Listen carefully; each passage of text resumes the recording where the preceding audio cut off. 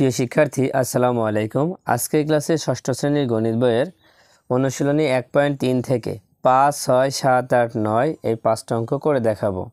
তোমরা জানো যে এই অনুশীলনীটা লসাগু ও গসাগু নিয়ে আলোচনা করা হয়েছে। তো এখন আমরা এই অঙ্ক পড়ে কিভাবে বুঝবো যে কোনটা লসাগু করতে হবে আর কোনটা গসাগু করতে হবে। চলো এটা আমরা অঙ্ক করতে করতে বুঝবো। দেখো 5 নম্বর অঙ্কে কী লেখা আছে, কোন বৃহত্তম সংখ্যা দ্বারা 100 ও 184কে ভাগ করলে প্রত্যেকবার ভাগশেষ 4 থাকবে। তো এই অঙ্কটা পড়ে আমরা লসাগু হবে না গসাগু হবে কি করে বুঝবো? দেখো এই অঙ্কের মধ্যে বৃহত্তম কথাটা উল্লেখ আছে, বৃহত্তম কথা থাকলেই আমরা গসাগু করব। তো গসাগু করার ক্ষেত্রে আমাদের প্রথম কাজ হচ্ছে, এখানে দেখো একটা ভাগশেষ দেওয়া আছে, ভাগশেষ কত? 4। যদি গসাগুর মধ্যে ভাগশেষ থাকে তাহলে প্রথম কাজ হচ্ছে এই ভাগশেষটা বিয়োগ করে দেওয়া। কার থেকে বিয়োগ করব? 100 এবং 184 থেকে এই 4টা বিয়োগ করে দিব। তারপরে যে সংখ্যাটা পাবো সেই সংখ্যারই গসাগু বের করতে হবে। দেখো আমরা প্রথমে 100 থেকে 4 বিয়োগ করে পেয়েছি 96 ও 184 থেকে 4 বিয়োগ করে পেয়েছি 180। এখন 96 ও 180 এর গসাগুই হবে নির্ণেয় বৃহত্তম সংখ্যা। তো গসাগু এখন কিভাবে করব? দেখো গসাগু আমরা 4টা নিয়মে করতে পারি। তো আজকে আমরা ভাগ প্রক্রিয়ার সাহায্যে গসাগু করব, এটা সব থেকে সহজ। তো ভাগ প্রক্রিয়ার সাহায্যে কিভাবে করব? দেখো 96 দিয়ে 180কে ভাগ করতে হবে। 96 দিয়ে 180কে ভাগ করলে কতবার যায়? দেখো এখানে একবার যায়, 2বার দিলে বেশি হবে। 96 অক্ষে 96 বিয়োগ করো। দেখো এখানে শূন্য আছে, শূন্যকে আমরা 10 ধরি, 10 থেকে 6 বিয়োগ করলে 4, হাতে থাকে 1, সে 1, 9 সাথে যোগ করলে হবে 10। আর উপর দেখো 18 আছে, 18 থেকে 10 বিয়োগ করলে 8 হয়, তাহলে কত হলো? 84। যদি ভাগ প্রক্রিয়ার গসাগুর নিয়মটা কিন্তু একটু আলাদা। কিভাবে? আমরা যেভাবে ভাগ করি এটা কিন্তু সেইভাবে না। এখন কি করবা? এখানে এভাবে দাগ দিবা, দিয়ে এই 96টা এখানে লিখতে হবে। তো 84 দিয়ে 96কে ভাগ করলে কয়বার যায়? দেখো একবার যায়। 84 অক্ষে 84 বিয়োগ করলে 12 হয়। আবার এখানে এভাবে দাগ দাও, এবার 84 এখানে লেখো। 12 দিয়ে 84কে ভাগ করলে দেখো 7, 12, 84 মিলে গেল। এখন গসাগু কোনটা হবে? দেখো এই যে 12 দিয়ে আমরা ভাগ করছি সর্বশেষ, এটাই হচ্ছে গসাগু।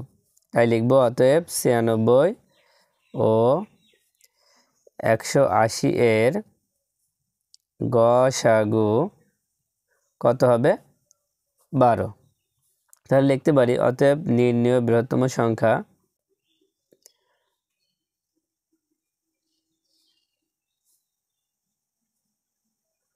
কত? 12। এবার 6 নম্বরটা দেখো, কোন বৃহত্তম সংখ্যা দ্বারা 27, 40 ও 65কে ভাগ করলে যথাক্রমে 3, 4, 5 ভাগশেষ থাকবে। দেখো আগের অঙ্কে শুধু একটা মাত্র ভাগশেষ ছিল, এখন কিন্তু আলাদা আলাদা ভাগশেষ আছে। সেই জন্য কি করবা? আলাদা আলাদা থাকলে আলাদা আলাদা বিয়োগ করতে হবে।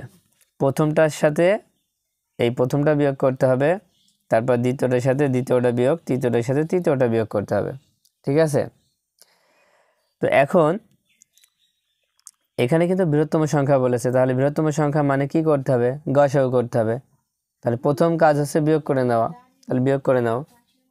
দেখো প্রথমে আমরা 3টা সংখ্যা বিয়োগ করে নিয়েছি। 27 থেকে 3 বিয়োগ করে 24 হয়েছে, 40 থেকে 4 বিয়োগ করে 36 হয়েছে, 65 থেকে 5 বিয়োগ করে 60 হয়েছে। এখন আমরা বিয়োগ করে যে সংখ্যাগুলো পেয়েছি 24, 36 ও 60 এর গসাগুই হবে নির্ণেয় বৃহত্তম সংখ্যা। তো গসাগু তো আমরা আগেই শিখলাম, কীভাবে করবো? ভাগ প্রক্রিয়ায়। সব থেকে ছোটোটা কোনটা? 24। 24 দিয়ে ভাগ করব 36কে। দেখো 24 দিয়ে 36কে ভাগ করলে একবার যায়, তো 24 অক্ষে 24।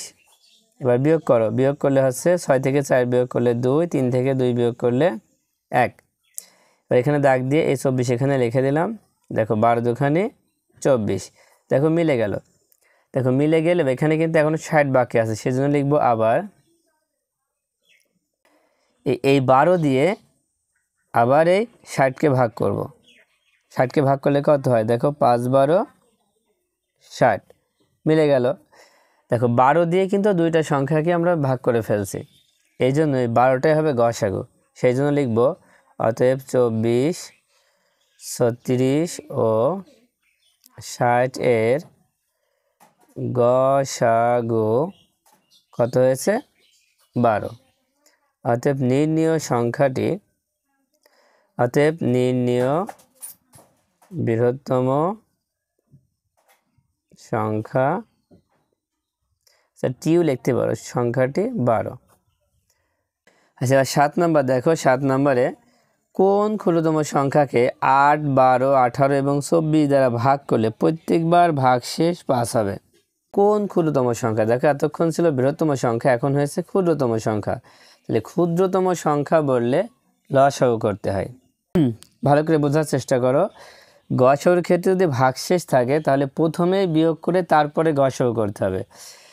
আর লসাগুর ক্ষেত্রে যদি ভাগশেষ থাকে তাহলে প্রথমেই লসাগু করে নিয়ে তারপরে এই 5টা তার সাথে কি যোগ করতে হবে। এখানে বিয়োগ করতে হবে না, কি করতে হবে? যোগ করতে হবে। দেখো 7 নম্বর দিয়ে আমরা প্রথমে লিখে নিব 8, 12, 18 ও 24 লসাগু এর সাথে 5 যোগ করলে ক্ষুদ্রতম সংখ্যাটি পাওয়া যাবে। দেখো আমরা এখানে বাংলায় যে কথাটা লিখছি এটা কিন্তু না লিখলেও অঙ্কটা হয়ে যাবে, তবে লিখলে ভালো হয়। এখন লসাগু আমরা কীভাবে করব? ইউক্লিডীয় পদ্ধতিতে লসাগু করব। দেখো প্রথমে আছে 8, 12, 18, 24, দাগ দিলাম। তো এখন দেখো তো এখানে 8, 12, 18, 24 সবগুলো জোড় সংখ্যা, তাহলে 2 দিয়ে ভাগ করা যাবে। 2 দিয়ে ভাগ করলে 4 দুখানি 8, 6 দুখানি 12, 9 দুখানি 18, 12 দুখানি 24। আবার 2 দিয়ে ভাগ করব। 2 দিয়ে 4কে ভাগ করলে 2 দুখানি 4, 3 দুখানি 6, 2 দিয়ে 9কে ভাগ করা যায় না, 9 নেমে গেল। 2 দিয়ে 12কে ভাগ করলে 6 দুখানি 12। এখানে 2 এবং 6 দুইটা জোড় সংখ্যা আছে। আমরা জানি লসাগু করার ক্ষেত্রে দুইটা সংখ্যাকে যদি কোনো সংখ্যা দিয়ে ভাগ করা যায় তাহলে কিন্তু হবে। তাই 2 দিয়ে ভাগ করি। আবার 2 দিয়ে 2কে ভাগ করলে 2 অক্ষে 2, 2 দিয়ে 3কে ভাগ করা যায় না, 3 নেমে গেল। 2 দিয়ে 9কে ভাগ করা যায় না, 9 নেমে গেল।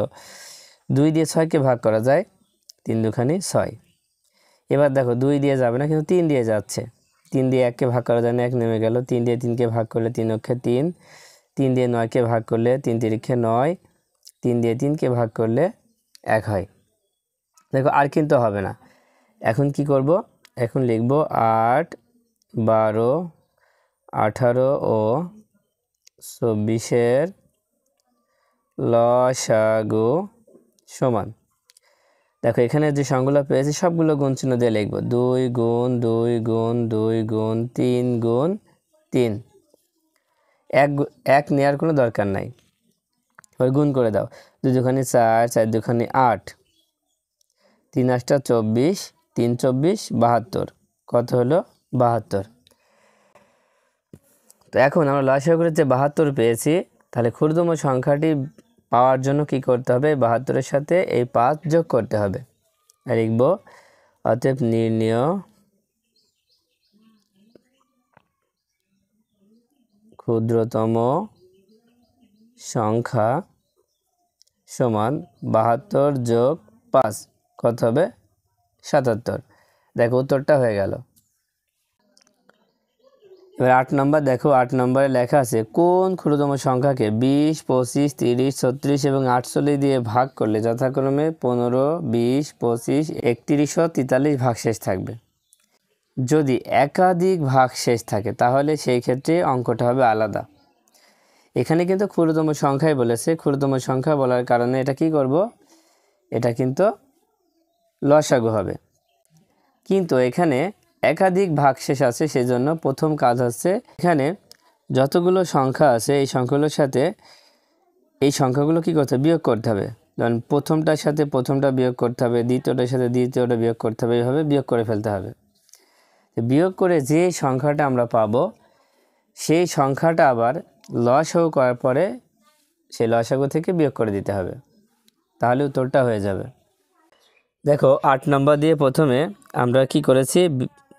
প্রত্যেকটা বিয়োগ করে দিয়েছি। যেমন 20 থেকে 15 বিয়োগ করলে 5 হয়েছে, 25 থেকে 20 বিয়োগ করে 5, 30 থেকে 25 বিয়োগ করে 5, 36 থেকে 31 বিয়োগ করে 5, 48 থেকে 43 বিয়োগ করে 5। দেখো প্রত্যেকবারই কিন্তু বিয়োগ করে 5 পেয়েছি। সেই জন্য কী করতে হবে?